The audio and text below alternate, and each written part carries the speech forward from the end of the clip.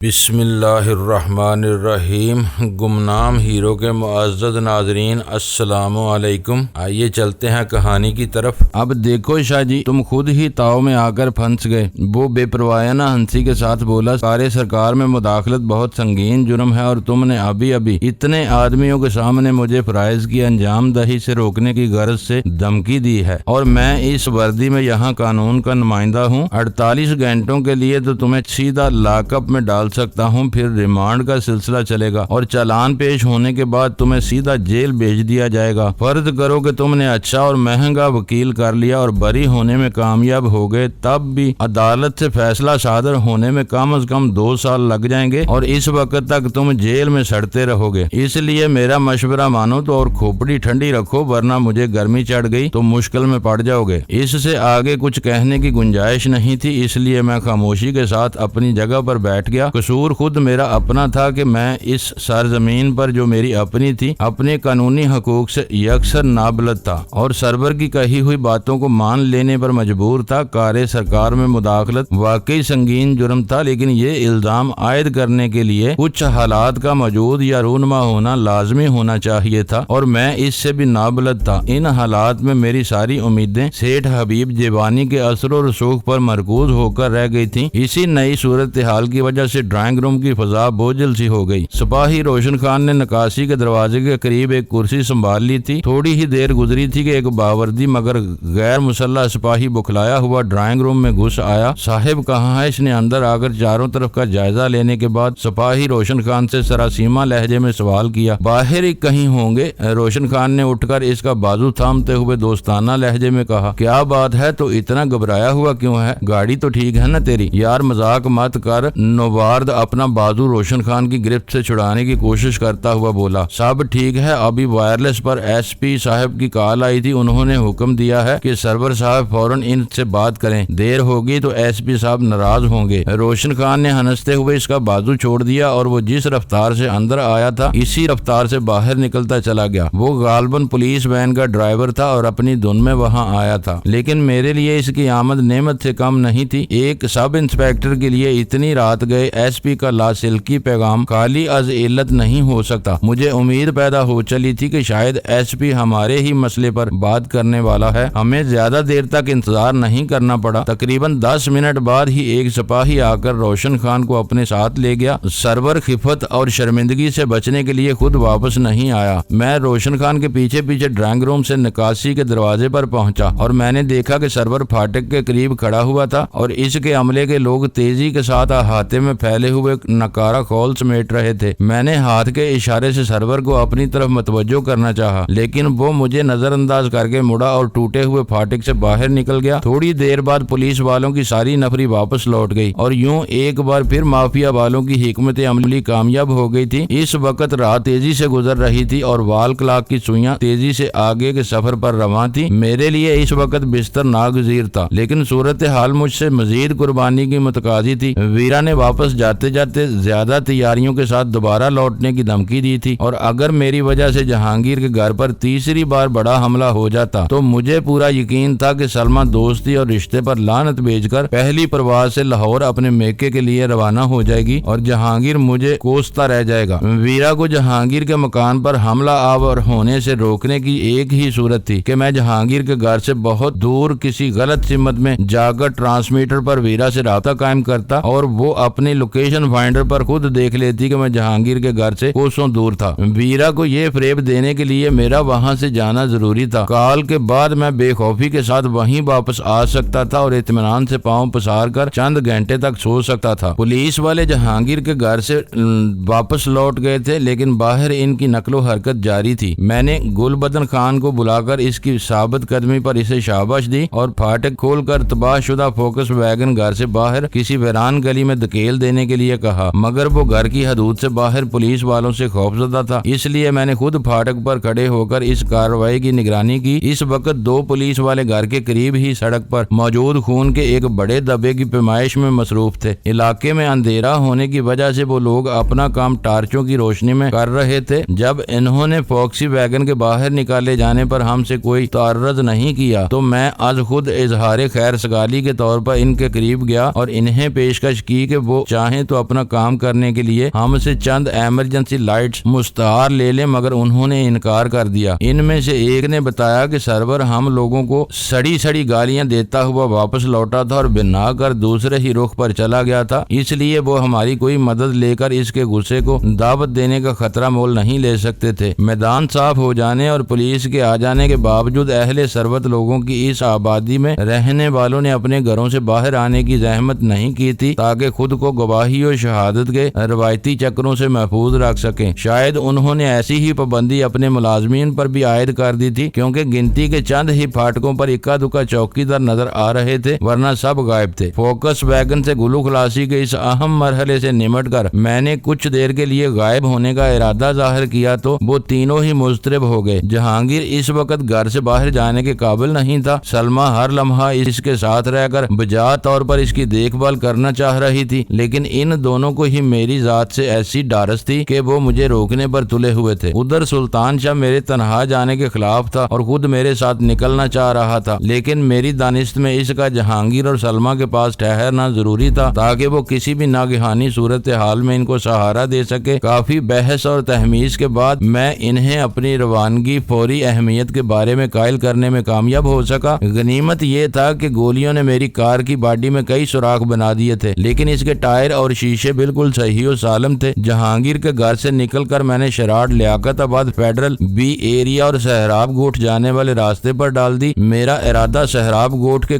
قرب و جوار سے ویرا سے رابطہ قائم کرنے کا تھا۔ ٹرانسمیٹر کے علاوہ میرے پاس حفظ ماتقدم کے طور پر ایک بھرا ہوا پستول بھی تھا، جو میں نے نشستوں کے نیچے اڑسنے یا گلوز کمپارٹمنٹ میں چھپانے کی بجائے بونٹ کے نیچے ایک کھانچے میں رکھ کر ان پر میلا ڈسٹر ڈال دیا تھا۔ ان دنوں شہر فساد زدہ تھا، بہت سے علاقوں میں کرفیو نافذ تھا، اس لیے یہ امر یقینی تھا کہ اتنی رات گئے کہیں نہ کہیں پولیس کی کسی گشتی پارٹی سے میرا سامنا ہوتا اور پھر کار کی تلاشی لی جاتی۔ میرا تجربہ شاہد تھا کہ پولیس پارٹیاں عام طور پر ڈگی، ڈیش بورڈ کے خانوں اور نشستوں کی نچلی جگہ کی ہی تلاشی پر اکتفا کرتی تھی۔ انجن والا حصہ عموماً ان کی توجہ سے محروم رہتا تھا۔ ہاں کسی پر پکا شبہ ہو جائے تو پھر پوری گاڑی کی ہی شامت آ سکتی تھی۔ اسی وجہ سے میں نے ان دونوں غیر قانونی اشیاء کو چھپانے کے لیے انجن والے حصے کا انتخاب کیا تھا۔ راستے میں گرو مندر کے چوراہے پر پہلی بار میری کار روک کر تلاشی لی گئی، پھر 3 ہٹی کے چوراہے سے مجھے داہنی طرف گھوم جانا پڑا کیونکہ لیاقت آباد میں کرفیو نافذ تھا۔ پورے راستے پر خاردار تاروں کی باڑ پھیلا کر صرف اتنی جگہ چھوڑی گئی تھی کہ ایک وقت میں ایک سمت میں صرف ایک گاڑی گزر سکتی تھی۔ ان رکاوٹوں کے عقب میں مسلح فوجی علاقے میں داخل ہونے والوں کے لیے کرفیو پاس اور شناختی کارڈ چیک کر رہے تھے۔ کراچی جیل کے پھاٹک سے ذرا آگے ایگل اسکواڈ کے جوانوں نے دوسری بار کار کی تلاشی لی۔ بالآخر میں حسن اسکوائر اور غریب آباد سے گزر کر سپر ہائی وے پر کریمہ آباد کے مقام پر نکل آیا۔ اس وقت سڑک ویران پڑی ہوئی تھی، البتہ مال بردار وزنی ٹرک شہر میں داخلے اور شہر سے بیرون شہر روانگی کے لیے لیاقت آباد کے بجائے متبادل راستے اختیار کر رہے تھے۔ واٹر پمپ سے آگے نکل کر میں نے اپنی گاڑی بائیں جانب ایک گلی میں موڑ کر تاریکی میں روک لی، بونٹ اٹھا کر میلے ڈسٹر کے نیچے سے ٹرانسمیٹر نکالا اور گاڑی دوبارہ آگے بڑھا دی۔ میں چلتی ہوئی کار سے ویرا سے بات کر کے اسے یہ نہیں بتانا چاہتا تھا کہ میں اتنی رات گئے اس کے خوف سے شہر کی سڑکوں پر بھٹک رہا ہوں، اس لیے میں نے پہلا خالی میدان نظر آتے ہی موقع پا کر اس میں اتاری اور ایک زیر تعمیر یا متروک مکان کی اوٹ میں روک کر انجن بند کر دیا۔ میری پہلی ہی کال پر دوسری طرف سے ویرا نے بذات خود جواب دیا تھا، تو میرے بعد تم کو بھی وہاں سے بھاگنا ہی پڑا۔ اس کا لہجہ فخر امیز تھا۔ میں جانتی تھی کہ ان حالات میں تم وہاں پولیس کا سامنا کرنے کی جرت نہیں کر سکو گے۔ میں دیکھ رہی ہوں کہ تم اس وقت شہر کے مشرقی حصے میں مجھ سے کافی دور پہنچے ہوئے ہو۔ اوور۔ پولیس میرا کچھ نہیں بگاڑ سکتی، لیکن ان کا سامنا کرنے سے گریز ممکن ہو تو خطرہ مول لینا بے وقوفی ہے۔ میں نے اسی کی بات پر زور دیتے ہوئے کہا، مجھے افسوس ہے کہ اس مقابلے میں تم زخمی ہو گئی، اب تمہارے زخم کا کیا حال ہے؟ اوور۔ مزاج پرسی کے لیے میں نے ہمدردانہ لہجہ اپنایا تھا۔ مجھے الو بنانے کی کوشش نہ کرو، متلق اور چڑچڑے لہجے میں بولی۔ اب ہمارے درمیان پرانے رشتے باقی نہیں رہے ہیں، موقع ملا تو میں بے رحمی کے ساتھ تمہیں چھلنی کر ڈالوں گی۔ اوور۔ یہ اور بات ہے، اگر گولی تمہارے دل میں اتری ہوتی تو مجھے ذرا بھی قلق نہ ہوتا، لیکن زخمی کر کے اور سسکا کر مارنا شاید میرے لیے ممکن نہ ہو۔ تم جیسی دلکش عورت کے ساتھ میں ایسا ظالمانہ سلوک نہیں کر سکتا۔ جو کچھ ہوا وہ اتفاقاً ہوا۔ یہ بتاؤ کہ اب اگلی ملاقات کب ہو رہی ہے؟ اوور تمہارے ستارے اچھے ہیں کہ بات کچھ دن کے لیے ٹل گئی ہے، میرے کئی آدمی مرے ہیں اور کئی زخمی ہوئے ہیں، ان کی صحت یابی کا انتظار کرنا ہی پڑے گا، اس دوران میں تم میری پیشکش پر ٹھنڈے دل سے غور کر سکتے ہو، میری مصالحت کی پیشکش اب بھی برقرار ہے۔ اوور اب بھی چھلنی کیے ڈال رہی تھی، اب مصالحت کی بات کر رہی ہو، میں نے تحیر آمیز لہجے میں کہا، معلوم ہوتا ہے کہ آج کے واقعے نے تمہارے اعصاب پر اچھے اثرات نہیں چھوڑے ہیں۔ اوور مصالحت کی پیشکش تو آخر تک برقرار رہے گی، تم پر تو مرتے مرتے بھی اپنا مستقبل ہم سے وابستہ کر کے زندہ رہ سکتے ہو، میرا وعدہ ہے، لیکن تم نے ہتھیار نہ ڈالے تو میں ہی تم کو فنا کروں گی۔ میرے مزاج سے تم اچھی طرح واقف ہو کہ میں جن کھلونوں سے اکتا جاتی ہوں انہیں بے دردی کے ساتھ توڑ دیتی ہوں، تمہارے بارے میں وہ ناخوشگوار مرحلہ ابھی نہیں آیا ہے۔ اوور مگر میں اپنے کھلونے دوسروں کے لیے چھوڑ دیتا ہوں، ہمارے بارے میں مشکل یہ ہے کہ ہم آج تک ایک دوسرے کو یہی باور نہیں کرا سکے کہ کون کس کو بیوقوف بنا رہا ہے، تم اپنی جگہ برتری کے زوم میں مبتلا ہو اور میں خود کو استاد سمجھ رہا ہوں، جب دونوں ہی خوش فہمیوں میں مبتلا ہوں تو کون کس کے سامنے ہتھیار ڈال سکتا ہے، اس کا فیصلہ تو لڑ کر ہی ہو سکے گا۔ اوور شاید تم یہ ہرزہ سرائی اس خیال سے کر رہے ہو کہ تمہارا کمینگاہ میرے علم میں نہیں ہے، لیکن تم میرے ہوٹل سے واقف ہو اور جب چاہو گے مجھ پر چڑھ دوڑو گے، بلکہ میں یہ واضح کر دوں کہ اب میں ہوٹل میں نہیں ہوں، میں نے کراچی میں اپنا ایک آپریشنل بیس بنا لیا ہے جہاں تم پر بھی نہ مار سکو گے۔ اوور قدرت کی اس ستم ظریفی پر میں دل ہی دل میں ہنس پڑا، میں نے اسے اس ارادے سے کال کی تھی کہ اسے اپنی لوکیشن فائنڈر کے ذریعے یہ یقین دلا سکوں کہ میں مستقل طور پر جہانگیر کے گھر پر مقیم نہیں ہوں، اور وہ مجھے یہ یقین دلانے کی کوشش کر رہی تھی کہ وہ ہوٹل میں نہیں ہے۔ شاید ہم دونوں ایک دوسرے کے ساتھ ایک ہی چال چل رہے تھے۔ اس مقابلے میں کامیابی اسی فریق کو نصیب ہو سکتی تھی جو اپنے عزائم کو سیگا راز میں رکھتے ہوئے اپنے حریف کی چالوں کو سمجھنے میں کامیاب رہتا۔ تمہارے آپریشن بیس سے میں اچھی طرح واقف ہوں، وہاں جانے والے ہمیشہ سرنگوں ہو کر ہی واپس آتے ہیں، تمہارا پیچھا کرنے کی کوئی مجبوری نہیں ہے کیونکہ میرا نشانہ تم نہیں ہو بلکہ میری اصل پرکاش تمہارے باپ سے ہے۔ اب میں ان لوگوں پر اپنا وقت ضائع نہ کرنے کا فیصلہ کر چکا ہوں، تمہارا رابطہ چاہے تو میرے فراق میں اپنا سر کھپاتی رہو، میں نے اپنا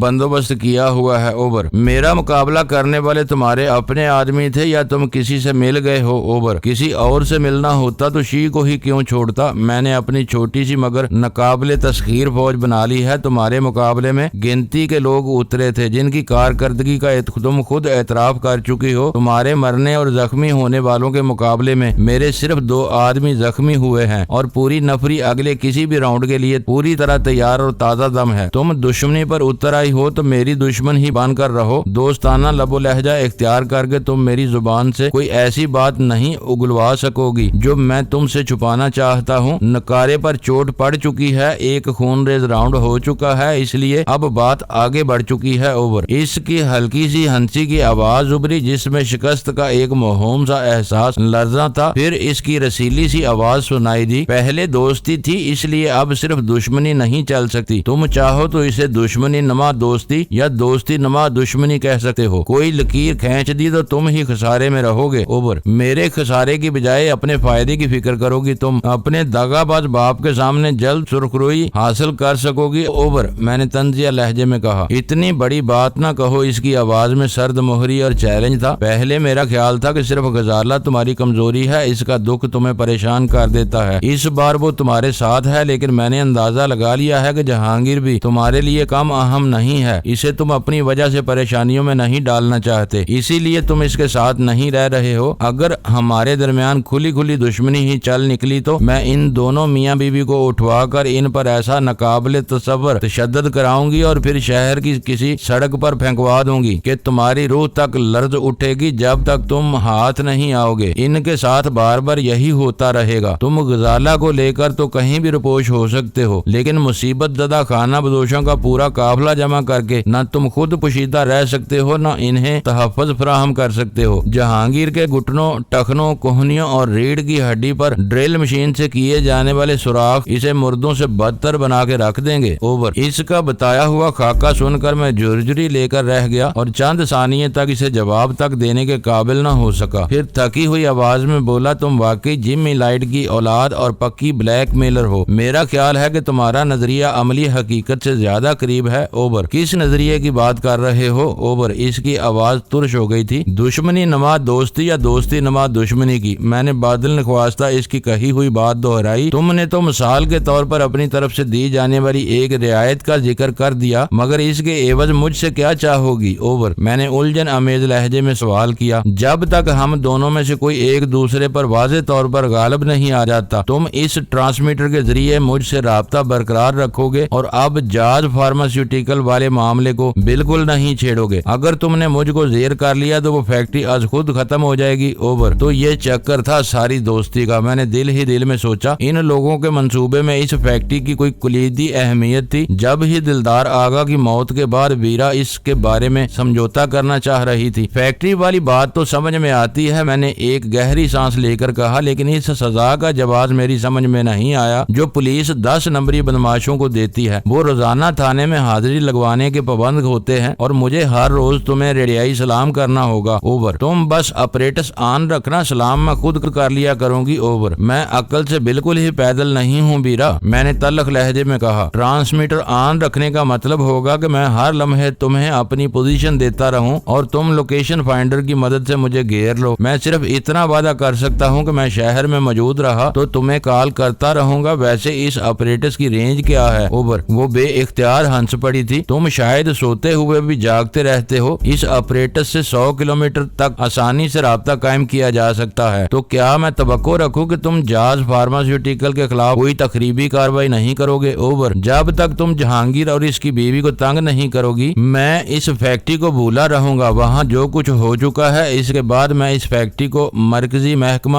آبکاری کے ذریعے ختم کرانے کا منصوبہ بنا رہا تھا۔ تم نے ابھی تک یہ نہیں بتایا کہ تمہارے زخم کا کیا حال ہے اور وہ کہاں آیا ہے؟ اوور زخم نہیں، وہ معمولی سی خراش تھی۔ ایک گولی کولے کی جلد سے مس ہوتی ہوئی گزر گئی تھی۔ وہ چیخ درد کا نتیجہ نہیں تھی، بس اضطراری چوک ہو گئی تھی۔ اوور نشانچی بڑا باذوق تھا جو اندھیرے میں بھی اس نے کام دکھا دیا۔ ویسے تم نے چیخ نہ ماری ہوتی تو میں تم کو عورتوں کے زمرے سے بالکل ہی خارج کر دیتا۔ اپنی ساری مردانگی اور بہادری کے باوجود عورتیں ایسی ہی اضطراری حماقتوں کی بنا پر اپنا امتیاز برقرار رکھتی ہیں۔ اوور اینڈ آل میں نے اس کا جواب سنے بغیر اپریٹس آف کر دیا۔ میں اپنی اس کال کا مقصد حاصل کر چکا تھا۔ بظاہر ویرانے میں اس بات پر یقین کر لیا تھا کہ میں جہانگیر کے ساتھ نہیں رہ رہا تھا۔ اس سے بھی بڑھ کر یہ کہ ویرا نے خود ہی جاز فارماسیوٹیکل کے بدلے جہانگیر کو تنگ نہ کرنے کا معاہدہ کر کے میرے ذہن پر سے ایک بہت بڑا بوجھ ہٹا دیا تھا۔ اس وقت جہانگیر کا سکون اور اس کی سلامتی میرے لیے بہت اہم تھی، جبکہ جاز فارماسیوٹیکل کے خلاف مزید کوئی کارروائی میرے بس سے باہر تھی۔ میں نے ایک روزنامچے کے چیف رپورٹر کو فون پر دلدار آغا کے بارے میں جو کچھ بتایا تھا، اس کا ایک لفظ بھی کہیں شائع نہ ہو سکا تھا اور میری وہ بالواسطہ کوشش بری طرح ناکام ہو گئی تھی۔ زندگی کے دوسرے شعبوں کی طرح صحافت کے میدان میں بھی شی والوں نے نہایت مضبوطی کے ساتھ اپنے پنجے گاڑے ہوئے تھے، اور اگر میں جاز فارماسیوٹیکل کی بیخ کنی کے لیے کھل کر کسی سرکاری محکمے سے رابطہ قائم کرتا تو خود میرے خلاف فائل کھلنے کے کوئی امکانات موجود تھے۔ اس طرح میں اپنی دانست میں ویرا کو کچھ بھی نہ دیکھ کر اسے جہانگیر سے دور رہنے پر آمادہ کر لیا تھا، اور وہ اس رات کے لیے میری بڑی کامیابی تھی۔ اس ویران میدان سے واپس جہانگیر کے گھر لوٹتے ہوئے میرا ذہن پھول کی طرح ہلکا پھلکا ہو چکا تھا۔ دفتر میں اس دن سب ہی مطمئن اور خوش نظر آ رہے تھے۔ شہر کے بیشتر علاقوں میں بدستور کرفیو چل رہا تھا، جس میں صبح اور شام کے اوقات میں وقفہ دیا جا رہا تھا۔ اس لیے ٹریڈ لائن کے دفتر سے ملحقہ رہائشی حصے میں مقیم عملے کے علاوہ دوسرے لوگ بھی ڈیوٹی پر موجود تھے۔ مجرموں کی ایک تنظیم کے لیے کام کرنے والوں میں فرد شناسی کا وہ جذبہ میرے لیے قابل رشک تھا، ورنہ میں ایسے لوگوں سے بھی واقف تھا جو ملیر میں ہنگامہ ہونے کی خبر سن کر نازمہ آباد میں اپنے گھر میں دبک کر بیٹھ جاتے تھے اور دفتری کام کی ذمہ داریوں سے مکمل چشم پوشی کو اپنا حق تصور کرتے تھے۔ ٹیلی فون آپریٹر اور 2 ٹائپسٹوں کے علاوہ سارا ہی عملہ پچھلی رات والے مقابلے میں شامل تھا، اس لیے آج سب خوش ہیں۔ رات کو ہمارے حریف کی نفری زیادہ تھی، لیکن ہم شروع سے آخر تک ان پر حاوی رہے۔ میرا اندازہ ہے کہ ان کے کم از کم 2-3 آدمی ضرور مرے ہوں گے، جبکہ ہمارے صرف 2 آدمیوں کو زخم آئے اور وہ بھی جلد ہی بھر جائیں گے۔ سینڈو نے مجھے بتایا اس وقت وہ میری طلبی پر میرے دفتر میں آیا ہوا تھا۔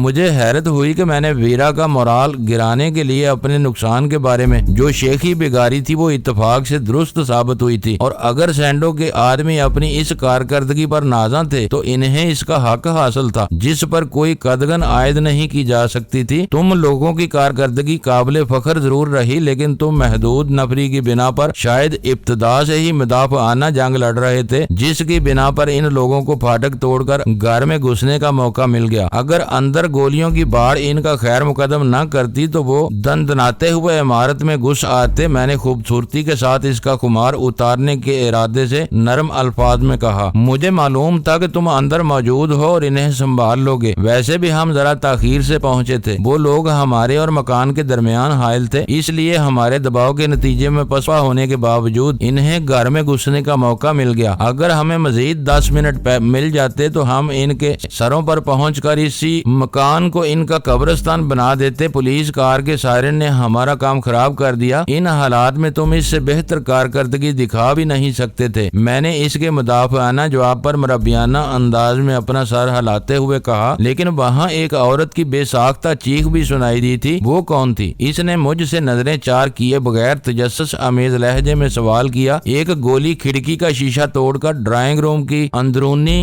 دیوار میں گھس گئی تھی۔ اس پر جہانگیر کی بیوی خوفزدہ ہو کر چیخ پڑی تھی۔ میں نے اطمینان سے کہا، اوہ، اس کا سارا جوش جاگ کی طرح بیٹھ گیا۔ مجھے ایسا معلوم ہوا تھا جیسے وہ عورت کھلی فضا میں چیخی ہو۔ میرا خیال مسز جہانگیر کی طرف گیا تھا۔ میں سمجھا تھا کہ دشمن کے آدمی شاید اسے قابو کر کے باہر لانے میں کامیاب ہو گئے تھے۔ معلوم ہوتا ہے کہ ڈی ڈی کے مر جانے کے باوجود معراج دین کے حوصلے بلند ہیں۔ اس کا خیال کیسے آ گیا تمہیں؟ میں نے چونک کر سوال کیا۔ بجلی کے تار ٹوٹنے سے پہلے میں نے اس کے ایک آدمی کی جھلک دیکھی تھی۔ وہ اقتدار کا بھوکا ہے اور اپنے علاقے میں کسی اور کا سایہ تک برداشت نہیں کرتا۔ میرا خیال ہے کہ اب وہ ڈی ڈی کی جگہ لینے کی کوشش کر رہا ہے، اسی لیے اس کی موت کے بعد بھی تمہارے پیچھے لگا ہوا ہے۔ تم جوش میں آ کر حقائق کی طرف سے آنکھیں بند کر لیتے ہو۔ میں نے ناصحانہ انداز میں کہا، اخبارات میں ڈی ڈی نہیں دلدار آغا کی موت کی خبر شائع ہوئی ہے۔ تمہیں تو میرے ذریعے معلوم ہو گیا کہ وہ کون تھا، لیکن اس کے لیے کام کرنے والے اس کی شخصیت سے لا علم تھے۔ ان کے لیے وہ بس ڈی ڈی ہی تھا۔ جب تک ان کو یہ معلوم نہ ہو کہ ان کا آقا جہنم واصل ہو گیا ہے، ان میں سے کوئی بھی اس کی جگہ لینے کا تصور نہیں کر سکتا۔ یہ ممکن ہے کہ ماجے نے اپنی دانست میں ڈی ڈی کے ادھورے کام کو مکمل کرنے کی کوشش کی ہو۔ یہ ایک اچھی بات تھی کہ اس نے مقابلے کے دوران میں معراج دین عرف ماجے کے آدمی کو پہچان لیا تھا، جس کا مطلب تھا کہ ویرا اسی کے آدمیوں سے کام لے رہی تھی۔ لیکن میں سینڈو کو ویرا کی آمد کی اطلاع نہیں دینا چاہتا تھا، اسی وجہ سے میں نے ویرا کی چیخ کو سلمہ کے حساب میں لگا دیا تھا۔ اس میں شبہ نہیں کہ مقابلے کا کھلا آغاز ہو جانے کے بعد میں پہلی فرصت میں ویرا کے فتنے کی مکمل سرکوبی کرنا چاہ رہا تھا، لیکن اسی کے ساتھ میرے دل کے کسی گوشے میں یہ بے سبب سی خواہش بھی پوشیدہ تھی کہ کوئی اور اسے ہاتھ بھی نہ لگا پائے اور اسے میں خود اپنے ہاتھوں سے کیفر کردار کو پہنچاؤں۔ سچ پوچھو تو شروع میں اپنے اوپر تمہارے تسلط سے خوش نہیں تھا۔ اس نے نظریں جھکا کر کھلے دل کے ساتھ کہا، تمہارے آنے سے پہلے میں سیاہ و سفید کا مالک اور پوری طرح خود مختار تھا۔ اپنی خوشی سے کوئی خود کو لگام نہیں لگواتا، لیکن تم نے آتے ہی چند روز میں ہر طرف اپنا سکہ جما لیا ہے۔ تم بہت دور تک سوچتے اور دیکھ لیتے ہو، جبکہ میں سامنے کی باتوں پر زیادہ مغز کھپانے کا قائل نہیں ہوں۔ معراج دین کا حوصلہ توڑنے کے لیے کیوں نہ اس کے آدمیوں میں ڈی ڈی کے مرنے کی خبر پھیلا دی جائے۔ یہ تجویز قابل عمل ہے، میں نے اس سے اتفاق کرتے ہوئے کہا، لیکن یہ کام بہت احتیاط سے کرنا ہوگا۔ اس خبر کے سلسلے میں جو بھی سامنے آ گیا وہ معراج دین کے انتقام سے نہیں بچ سکے گا۔ میرا اندازہ ہے کہ اسے ڈی ڈی سے تواتر کے ساتھ ایک معقول رقم حاصل ہوتی رہتی تھی۔ تم فکر نہ کرو، یہ کام تو میں بڑی خوش اسلوبی کے ساتھ کر سکتا ہوں۔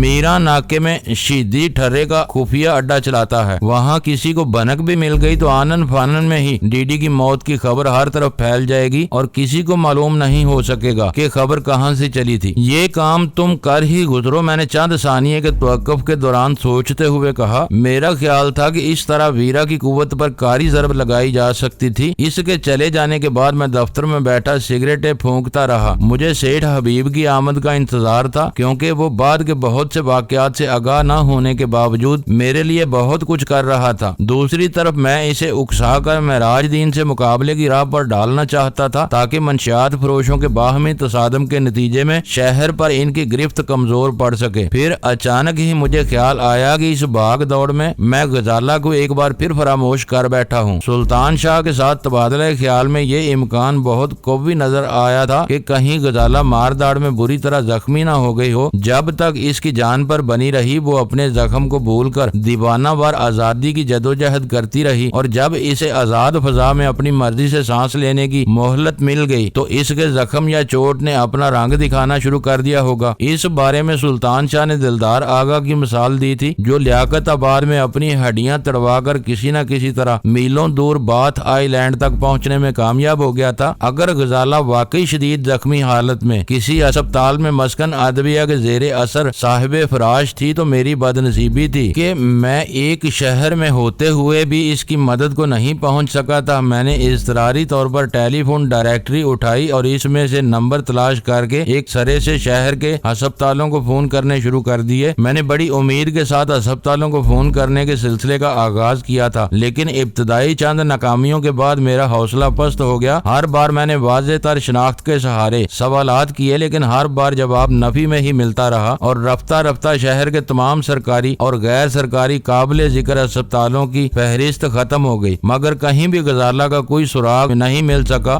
معزز ناظرین، لائک کریں، شیئر کریں اور کمنٹس باکس میں پاک آرمی زندہ باد، پاکستان پائندہ باد کا نعرہ ضرور درج کر کے اپنے ملک پر فخر کریں اور پاکستان کی بنیادیں مضبوط کرنے میں اپنا کردار ادا کریں۔ ویڈیو دیکھنے کا شکریہ۔ معزز ناظرین، اپنا خیال رکھیے گا اور ہمارے چینل کا بھی۔ ISI پاک آرمی زندہ باد، پاکستان پائندہ باد۔